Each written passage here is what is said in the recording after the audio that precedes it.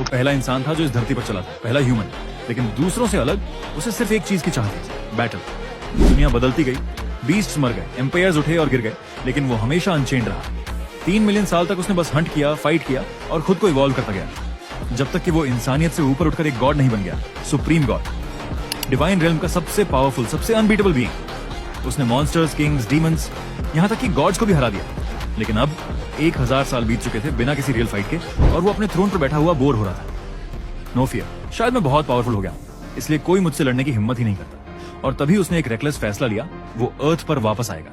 लेकिन इस बार किसी वॉरियर या हीरो के रूप में नहीं, बल्कि एक टूटे हुए बॉय के बॉडी, वो लड़का जो अपनी लाइफ को खत्म करने ही वाला था। और जैसे ही सुप्रीम गॉड ने उस बॉडी में आंख खोली, उसे सिर्फ पेन मिला।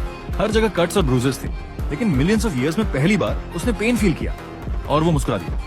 उस लड़के की मेमोरीज में झांकते हुए उसे सच्चाई दिखी, एक टॉर्चर्ड सोल जो हर तरफ से बीटन और अबैंडन था। उस लड़के ने तो लाइफ से हार मान ली, लेकिन सुप्रीम गॉड का शरीर कांप रहा था, वीकनेस से नहीं बल्कि प्योर वायलेंट जॉय से। New battlefield, new enemies. उसका पहला ओपोनेंट वही बुली जिसने उस लड़के को सुसाइड के एज तक पहुंचा दिया था। बिना एक भी सेकंड वेस्ट किए सुप्रीम गॉड उसके सामने गया और सीधा एक जोरदार पंच मारा उसके फेस पर। ये सिर्फ रिवेंज नहीं था, ये एक चैलेंज था, और सुप्रीम गॉड कभी भी चैलेंज को रिफ्यूज नहीं करता। फाइट सैवेज थी, उसने उस बुली की बुरी तरह से पिटाई की और फिर उसका आधा ईयर तक चबा गया। अब असली वॉर शुरू होने वाली थी।